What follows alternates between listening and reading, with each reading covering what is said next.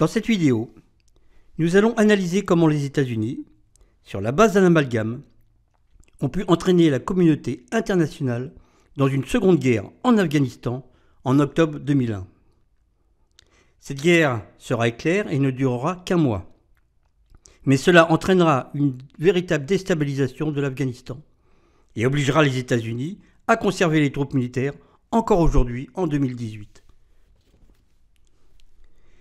Les images des Twin Towers en flammes qui tournent en boucle sur les écrans de télévision, relayées dans le monde entier, avec les émotions qu'elles suscitent, ont permis à l'administration Bush d'étouffer toute autre information, en provenance notamment des conférences de presse qu'ont données les talibans à cette période et durant lesquelles ils proposaient, en la personne du porte-parole Mollah Abdul Salam Zaef, de négocier avec les Américains. Les talibans n'avaient ni organisé ni participé à cet attentat. C'est pourtant ce que propose le gouvernement taliban. Dès le lendemain de l'attaque, le Mollah Zaif, porte-parole du gouvernement taliban, instaure un point presse quotidien depuis le Pakistan où il est ambassadeur.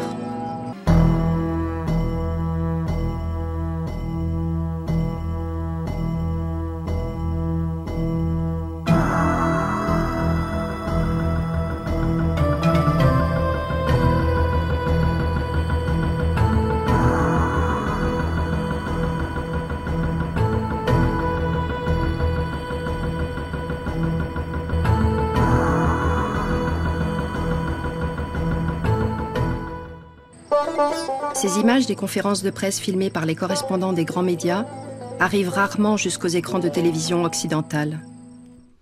Alors, dès cet instant, Bush n'aura de cesse pour entretenir la désinformation et utilisera les bonnes vieilles méthodes basées sur le mensonge assaini, qui devient la vérité médiatique que l'on veut imposer à coups de matraquage.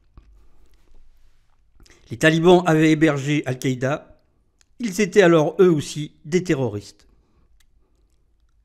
Il était plus facile d'attaquer un pays plutôt que de cibler une organisation terroriste qui se déplace on ne sait où.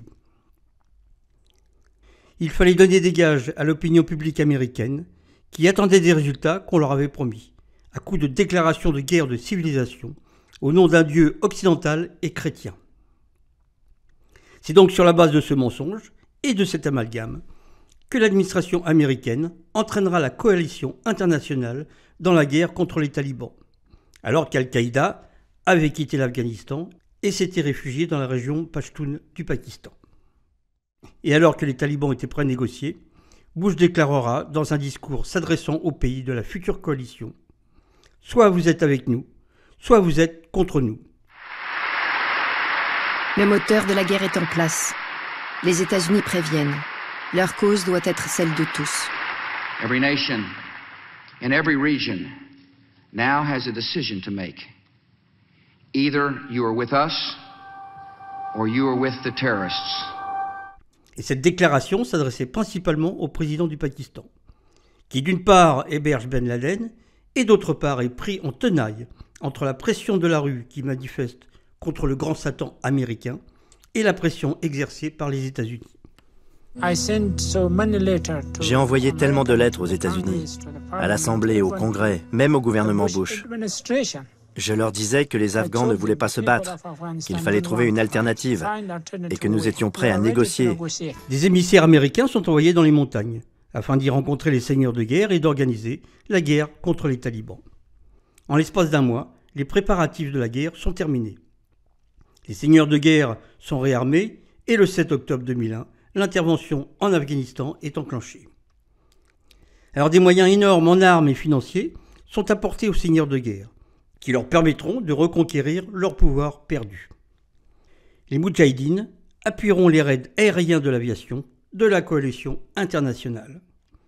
Et nous assisterons à ce paradoxe d'hommes à cheval au sol pour guider des frappes chirurgicales d'une aviation munie d'armes ultramodernes. Et 4 semaines suffiront pour repousser les talibans à Kandahar. Kaboul est redevenu aux mains des seigneurs de guerre. Alors à la conférence de l'ONU à Bonn en décembre 2001, tous les seigneurs de guerre sont présents pour finaliser le partage du pouvoir, avec le nouveau gouvernement à Kaboul. L'Alliance du Nord, majoritaire, réclame 18 postes clés sur les 24, que par ailleurs ils obtiendront. En échange, le président du pays sera Hamid Karzai, chef d'une tribu Pashtun et grand ami des Américains. L'accord sera signé le 5 décembre 2001.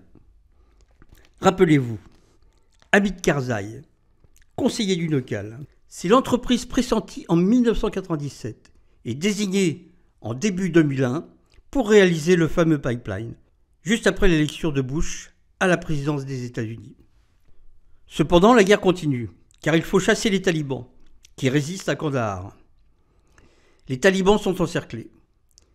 Une lutte fratricide s'engage entre les ethnies du Nord et les Pashtuns du Sud. Et c'est la première épreuve du pouvoir pour Karzai, ancien chef Pashtun. Il se rend à Kandahar, son ancien fief, pour négocier la reddition des talibans. En Afghanistan, il existe une tradition guerrière millénaire qui veut que les gagnants offrent à celui qui a perdu le droit de rester dans sa région et de vivre dans la dignité. C'est une notion très importante pour les Afghans.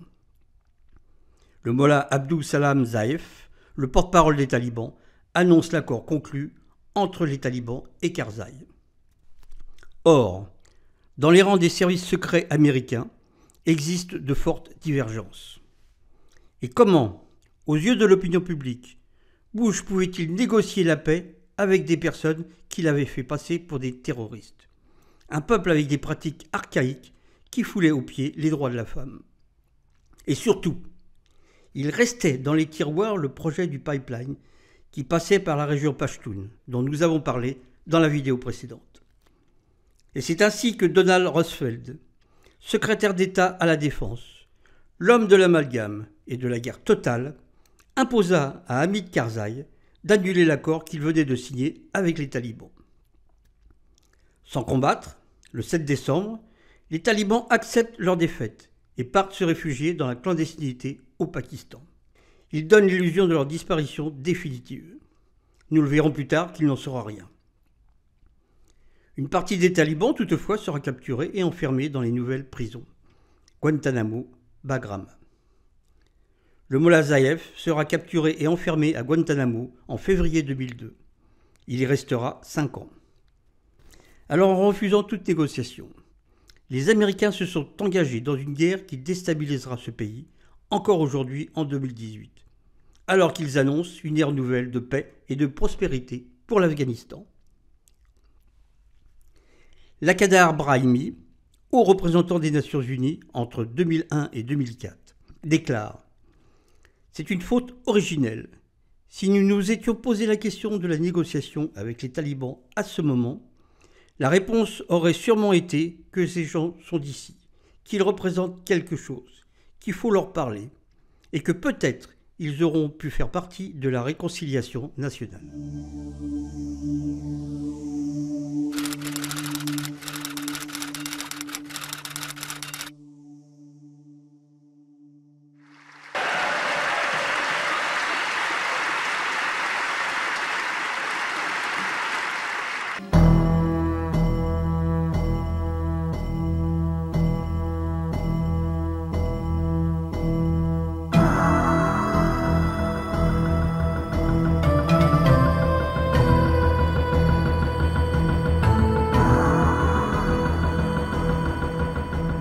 En 2002, le discours sur l'état de l'Union de George Bush n'est qu'un long cri de victoire, une revanche apparemment assouvie.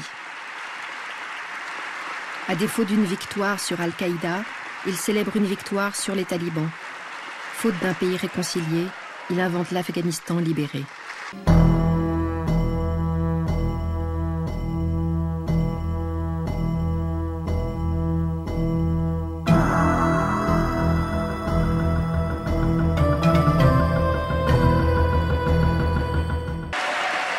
Hamid Karzai devient le visage de l'ère nouvelle que les Américains promettent à l'Afghanistan. Le 29 janvier 2002, le président Bush fait une déclaration dans laquelle il annonce « Les talibans sont en prison, l'Afghanistan est libéré, et faute d'avoir supprimé Al-Qaïda, il célèbre une histoire de la victoire sur les talibans, et faute d'un pays réconcilié, il invente un pays libéré. » Et nous le verrons dans la prochaine vidéo. Autant dire que la suite ne ressemble aucunement à cette image. Et le projet du pipeline, qui devait relier la mer Caspienne à la mer d'Oman, en passant par le Turkménistan, l'Afghanistan et le Pakistan, ouvrant ainsi l'accès à l'océan Indien, ne verra jamais le jour.